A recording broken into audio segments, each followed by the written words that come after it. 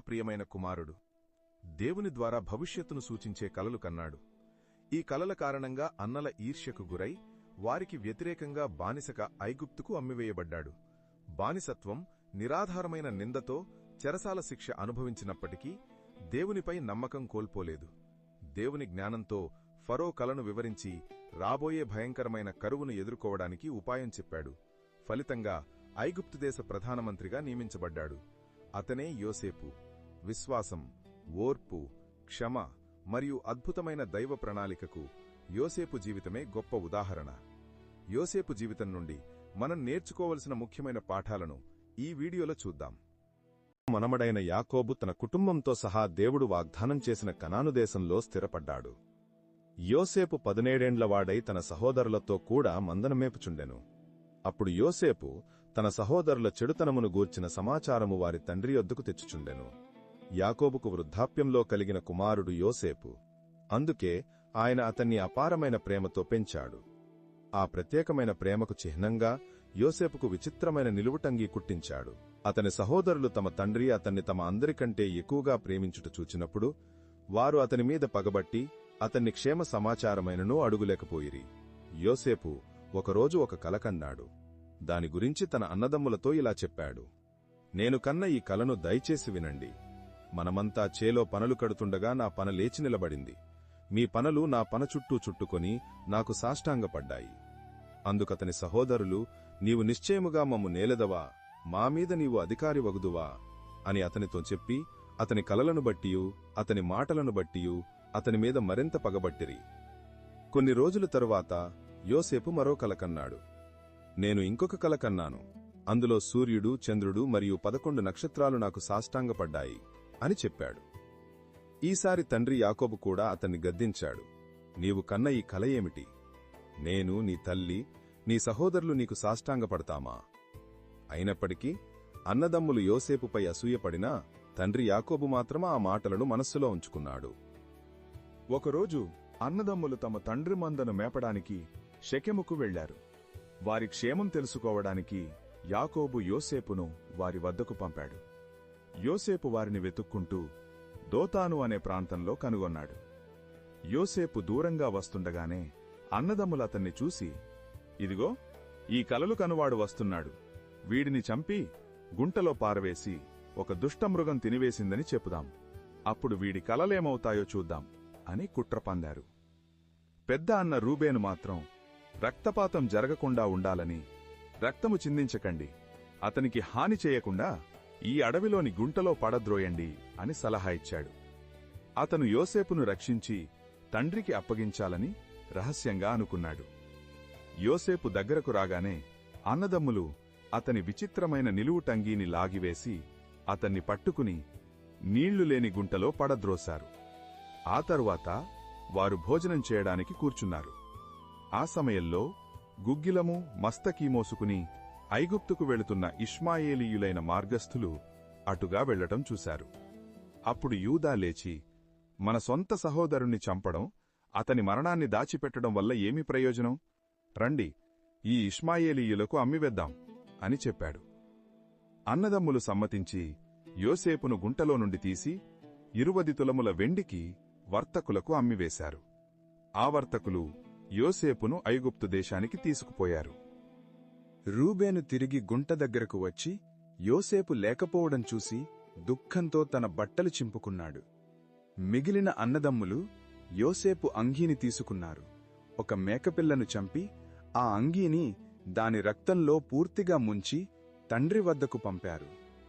ఇది మాకు దొరికింది, ఇది నీ కుమారుని అంగీ, అవునో కాదో గుర్తుపట్టండి అని చెప్పారు. యాకోబు ఆ అంగీని చూసి వెంటనే గుర్తుపట్టి దుఃఖంతో కేకలు వేశాడు, ఈ అంగీ నా కుమారునిదే, దుష్టమృగము వానిని తినివేశెను, నా యోసేపు నిశ్చయముగా చీల్చబడెను.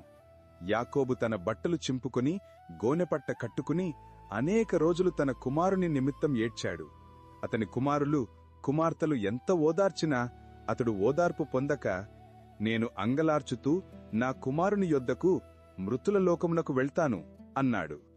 ఇష్మాయేలీయులు యోసేపును ఐగుప్తుకు తీసుకొని వచ్చినప్పుడు ఫరో ఉద్యోగస్థుడు మరియు రాజసంరక్షక సేనాధిపతి అయిన పోతీఫరు అతన్ని కొనుక్కున్నాడు. దేవుడు యోసేపునకు తోడయుండను గనుక అతడు వర్ధిల్లి యజమానుని ఇంట్లో ఉన్నాడు.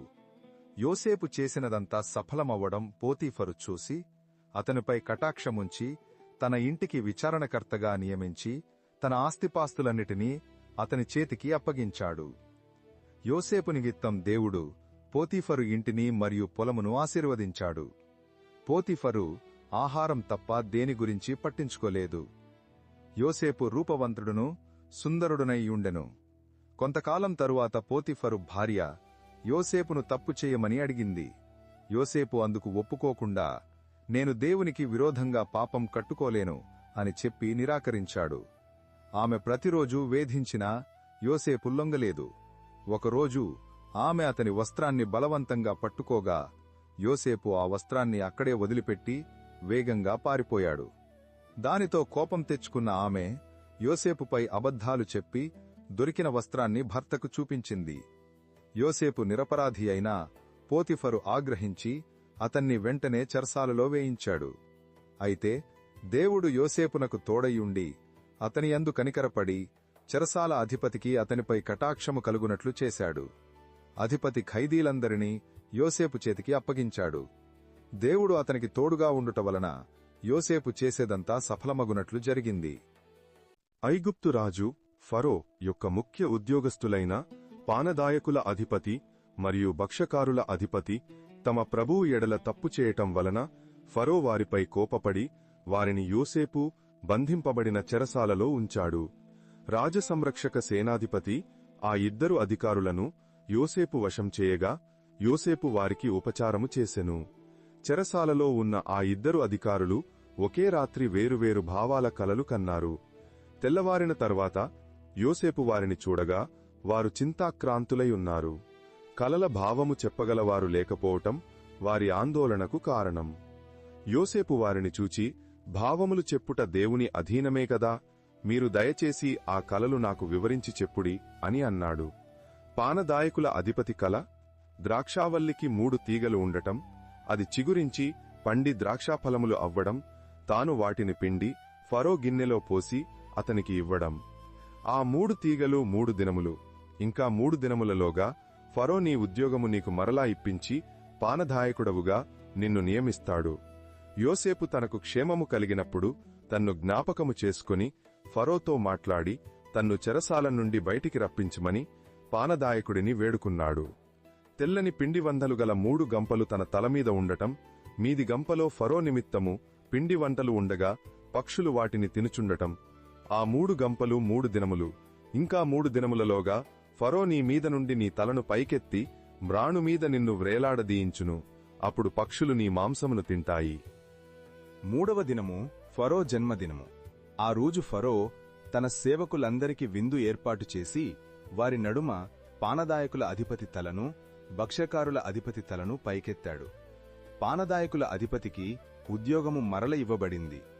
భక్ష్యకారుల అధిపతిని యోసేపు చెప్పిన భావము చొప్పున వ్రేలాడదీయించెను. యోసేపును విడుదల చేయిస్తానని వాగ్దానం చేసినప్పటికీ పానదాయకుల అధిపతి యోసేపును జ్ఞాపకం చేసుకొనక అతని మరచిపోయెను. పానదాయకుల అధిపతి యోసేపును మరచిపోయిన 2 ఏళ్ల తరువాత ఫరో వరుసగా 2 కలలు కన్నాడు. 7 బలిసిన ఆవులను 7 చిక్కిపోయిన ఆవులు తినివేయడం, 7 పుష్టిగల వెన్నులను 7 పీల వెన్నులు మృంగివేయడం. ఫరో మనస్సు కలవరపడింది. కాని ఐగుప్తులోని జ్ఞానులు మరియు శకునగాండ్రు ఎవరూ వాటి భావమును చెప్పలేకపోయారు. అప్పుడు పానదాయకుల అధిపతి తన తప్పును జ్ఞాపకం చేసుకుని చెరసాలలో యోసేపు తమ కలల భావాలను చెప్పిన విషయం, అది చెప్పినట్లే జరిగిన విషయాన్ని ఫరోకు వివరించాడు. ఫరో ఆజ్ఞ మేరకు యోసేపును త్వరగా చెరసాల నుండి రప్పించి క్షౌరం చేయించి మంచి బట్టలు కట్టించి ఫరో యొద్దకు తీసుకువచ్చారు. ఫరో, నీవు కలను విన్న ఎడల దాని భావమును తెలుపగలవని వింటిని అని అనగా, యోసేపు, నా వలన కాదు, దేవుడే ఫరోకు క్షేమకరమైన ఉత్తరమిచ్చును అని దేవునికి ఘనత ఇచ్చాడు. యోసేపు కలలను వివరిస్తూ ఫరో కనిన 2 కలలు ఒక్కటే విషయాన్ని సూచిస్తున్నాయని చెప్పాడు. ఐగుప్తు దేశమంతటా రాబోవు 7 సంవత్సరాల మహాసమృద్ధి పంట, వాటి తరువాత వచ్చు 7 సంవత్సరాల భయంకరమైన కరువు. ఈ కరువు దేశాన్ని నాశనం చేయకుండా ఉండాలంటే ఫరో వివేక జ్ఞానం గల ఒక వ్యక్తిని నియమించి సమృద్ధిగా పంట పండే 7 సంవత్సరాలలో దేశం మొత్తం మీద పండే పంటలో 5వ వంతు సేకరించి ఆయా పట్టణాలలో ఆహారం కోసం భద్రం చేయాలి. యోసేపు మాట మరియు జ్ఞానం ఫరోకు అతని సేవకులకు యుక్తముగా అనిపించాయి. ఫరో ఇతని వలె దేవుని ఆత్మగల మనుషుణ్ణి కనుగొనగలమా అని ప్రశ్నించి యోసేపును మించిన జ్ఞాని లేడని గ్రహించాడు. ఫరో యోసేపును తన ఇంటికి అధికారిగా మరియు ఐగుప్తు దేశమంతటికీ ప్రధానమంత్రిగా అంటే 2వ అత్యున్నత అధికారిగా నియమించాడు. ఫరో యోసేపుకు తన ఉంగరమిచ్చి సన్నని నారబట్టలు తొడిగించి బంగారు గొలుసు వేసి అతనికి జఫ్నత్ పనేహు అనే కొత్త పేరు పెట్టి ఓను యాజకుని కుమార్తెయగు ఆసెనతును ఇచ్చి వివాహం చేశాడు. యోసేపు ఐగుప్తు రాజైన ఫరో ఎదుట నిలిచినప్పుడు 30 సంవత్సరముల వాడయ్యుండెను. యోసేపు చెప్పినట్లుగా 7 సంవత్సరాలు భూమి బహువిరివిగా పండింది. యోసేపు ఆ ధాన్యమంతటినీ పోగుచేసి కొలవడానికి వీలులేనంత విస్తారముగా పట్టణాలలో నిల్వ చేశాడు. కరువు సంవత్సరాలు రాకముందే యోసేపుకు ఆసెనతు ద్వారా 2 కుమారులు పుట్టారు, మనష్షే, ఎఫ్రాయిము. 7 సమృద్ధి సంవత్సరాలు గడిచిపోగా యోసేపు చెప్పిన ప్రకారము 7 కరువు సంవత్సరాలు ఆరంభమయ్యాయి. ఐగుప్తు దేశమందంతటా కరువు వచ్చినా ఆహారం నిల్వ ఉండటం వలన ప్రజలు ఫరోతో మొరపెట్టుకున్నారు. ఫరో వారిని యోసేపు నొద్దకు వెళ్లి అతడు చెప్పినట్లు చేయమని ఆదేశించాడు. యోసేపు కొట్లన్నీయూ విప్పించి ఐగుప్తీయులకు మరియు ఇతర దేశాల నుండి వచ్చిన వారికి ధాన్యము అమ్మకము చేసెను. ఐగుప్తులో ధాన్యముందని యాకోబు తెలుసుకుని తన కుమారులను బెన్యామీను తప్ప అక్కడకు ధాన్యం కొనడానికి పంపాడు. ఆ సమయంలో యోసేపు ఐగుప్తు దేశమంతటిపై అధికారిగా ధాన్యం అమ్మేవాడిగా ఉన్నాడు. యోసేపు అన్నదమ్ములు అతని వద్దకు వచ్చి సాష్టాంగపడగా తాను కన్న కలలు నెరవేరుతున్నట్లు యోసేపు గుర్తుపట్టాడు. యోసేపు వారిని గుర్తుపట్టినా వారికి అన్యుని వలె కఠినంగా మాట్లాడి వారిని వేగులవారని నిందించాడు. వారు తమ గోత్ర చరిత్రను వివరిస్తూ తమకు 12 మంది సహోదరులమని, ఒకడు లేడని, కనిష్ఠుడు బెన్యామీను తండ్రి వద్ద ఉన్నాడని చెప్పారు. యోసేపు తన అనుమానాన్ని నిరూపించుకోవడానికి బెన్యామీనును తీసుకువస్తేనే వారి మాటలు నిజమని నమ్ముతానని చెప్పి వారిలో ఒకరిని చెరసాలలో ఉంచి మిగిలిన వారిని ధాన్యం తీసుకుపోవడానికి అనుమతించాడు. వారు 3 రోజులు చెరసాలలో ఉండి అన్నదమ్ములు యోసేపును బానిసగా అమ్మినందుకు దేవుని శిక్ష పొందుతున్నామని తమలో తాము మాట్లాడుకున్నారు.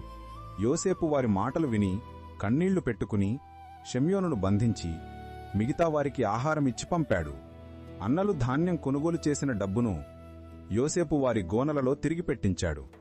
మార్గంలో ఒకరు ఈ డబ్బును చూసి భయపడగా అది దేవుడు చేసిన పని అని ఆశ్చర్యపోయారు.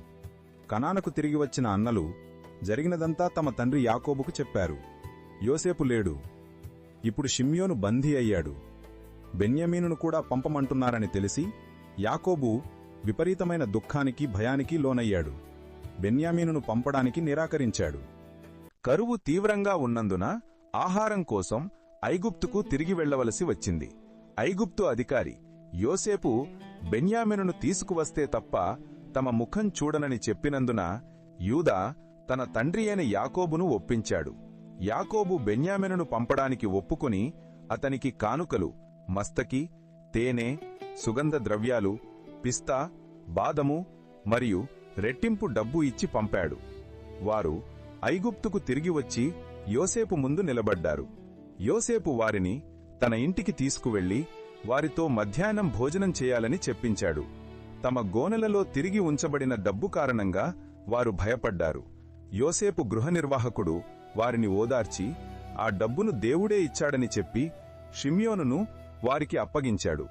యోసేపు వారిని పలకరించి తన తమ్ముడైన బెన్యామీనును చూసి ఆనందంతో భావోద్వేగానికి లోనై హుటాహుటిన ఒక గదిలోకి వెళ్లి ఏడ్చాడు. యోసేపు వారికి విందు ఏర్పాటు చేశాడు. బెన్యామీను వంతు అందరి వంతుల కంటే 5 రెట్లు ఎక్కువ ఇచ్చాడు. యోసేపు తన సహోదరులను పరీక్షించడానికి వారి గోనెల్లో ధాన్యం నింపించి బెన్యామీను గోనెలో తన వెండి గిన్నెను రహస్యంగా ఉంచమని తన గృహ నిర్వాహకుడికి ఆజ్ఞాపించాడు. వారు ఐగుప్తు నుండి బయలుదేరిన వెంటనే యోసేపు మనుషులు వారిని వెంబడించి దొంగతనం ఆరోపణ చేశారు. గిన్నె ఎవరి గోనెలో దొరుకుతుందో వారు యోసేపుకు బానిస అవుతారని ప్రకటించారు. వెతకగా గిన్నె బెన్యామీను గోనెలోనే దొరికింది. దీంతో వారందరూ తిరిగి యోసేపు వద్దకు వెళ్లారు. బెన్యామీను బానిసగా ఉండాల్సి వస్తున్ననే పరిస్థితుల్లో యూదా ముందుకు వచ్చి తమ తండ్రి ఆ చిన్నవాని పట్ల ఎంత ప్రేమ కలిగి ఉన్నాడో, అతన్ని కోల్పోతే తండ్రి ఎలా మరణిస్తాడో వివరిస్తూ బెన్యామీనుకు బదులుగా తననే బానిసగా ఉంచుకోమని యోసేపును వేడుకున్నాడు. ఈ ఘట్టం యోసేపును కదిలించింది. యోసేపు తన సహోదరుల ఎదుట తనను తాను బయలుపరుచుకొని తాను బానిసగా ఐగుప్తుకు పంపబడడం దేవుని సంకల్పమేనని వివరించాడు. తన తండ్రి యాకోబును, కుటుంబాన్ని కరువు నుండి రక్షించడానికి ఐగుప్తుకు తీసుకువచ్చే ఏర్పాటు చేయమని అన్నదమ్ములకు ఆదేశించాడు. యాకోబు తన కుటుంబం 70 మంది అంతటితో ఐగుప్తుకు బయలుదేరాడు. బెయర్షెబాలో దేవుడు దర్శించి భయపడవద్దని, గొప్ప జనముగా చేస్తానని అభయమిచ్చాడు. యోసేపు ఐగుప్తు సరిహద్దులో తండ్రిని కలుసుకొని గోషేను దేశంలో నివసించే ఏర్పాటు చేశాడు. యోసేపు తన తండ్రిని 5 సహోదరులను ఫరోకు పరిచయం చేశాడు. ఫరో వారిని గోషేను దేశంలో పశువుల కాపరులకు అనువైన ప్రదేశంలో నివసించడానికి అనుమతించాడు. ఆ దేశమంతటా కరువు తీవ్రంగా ఉన్నప్పుడు యోసేపు ప్రజలకు భూమికి బదులుగా ధాన్యమిచ్చి వారికి జీవనాధారం కల్పించాడు. యాకోబు మరణానికి సిద్ధంగా ఉన్నప్పుడు యోసేపు తన కుమారులైన మనష్షేను, ఎఫ్రాయిమును ఆశీర్వదించడానికి వారిని తీసుకువచ్చాడు. యాకోబు తన చేతులను అడ్డం తిప్పి చిన్నవాడైన ఎఫ్రాయిమును పెద్దవాని స్థానంలో ఉంచి అతనికి అధిక ఆశీర్వాదం ఇచ్చాడు. యాకోబు తన 12 మంది కుమారులను పిలిచి వారిని ఆశీర్వదించాడు. యాకోబు మరణించగా యోసేపు గొప్ప దుఃఖంతో అతని అంత్యక్రియలు చేశాడు. ఆ తరువాత అన్నదమ్ములు యోసేపు తమపై పగ తీర్చుకుంటాడేమోనని భయపడగా యోసేపు వారిని ఓదార్చి, మీరు నాకు కీడు తలంచితిరిగాని నేటివలే బహుజనమును రక్షించున్నట్లుగా దేవుడు దాని మేలుకే ఉద్దేశించెను అని అభయమిచ్చాడు. యోసేపు 110 ఏళ్లకు మరణించి ఇశ్రాయేలీలు ఐగుప్తును విడిచి వెళ్లినప్పుడు తన ఎముకలను తమతో తీసుకువెళ్లాలని ప్రమాణం చేయించుకున్నాడు. యోసేపు జీవితం నేటి నిజ జీవితానికి అద్దం పట్టే గొప్ప గుణపాఠం. యోసేపు తండ్రి పక్షపాతం అతని అన్నలలో అసూయను పెంచింది. ఇది కుటుంబ సంబంధాలలో పక్షపాతం ఎంతటి ఘర్షణకు దారితీస్తుందో చూపుతుంది. అన్యాయంగా బానిసగా అమ్మబడ్డ పోతీఫరు ఇంట్లోనూ చెరసాలలోనూ తనకు అప్పగించిన పనుల్లో యోసేపు చూపిన నిజాయితీ మరియు నమ్మకత్వం నేటి వృత్తి జీవితానికి కీలకం. శోధన ఎదురైనప్పుడు నేను దేవునికి విరోధముగా పాపము కట్టుకొందును అని పారిపోవడం అత్యంత ఒత్తిడిలోనూ నైతిక విలువలను కాపాడుకోవాల్సిన ఆవశ్యకతను తెలియజేస్తుంది. చెరసాలలో 2 సంవత్సరాల అదనపు నిరీక్షణ, కలలు కన్న తరువాత దాదాపు 20 ఏళ్ల తర్వాత ప్రధానమంత్రి పదవి పొందడం ఓర్పు మరియు నిరీక్షణ యొక్క ప్రాముఖ్యతను నొక్కి చెబుతుంది. మన లక్ష్యాలు వెంటనే నెరవేరకపోయినా ప్రతి కష్టం మనల్ని ఒక గొప్ప ప్రణాళిక వైపు నడిపిస్తుందని యోసేపు కథ నిరూపిస్తుంది. చివరికి తనను బాధించిన అన్నదమ్ములను దేవుడు దాని మేలుకే ఉద్దేశించెను అని క్షమించడం, క్షమాగుణం అనేది వ్యక్తిగత విముక్తికి మరియు సంబంధాలను పునరుద్ధరించడానికి ఎంత అవసరమో బోధిస్తుంది.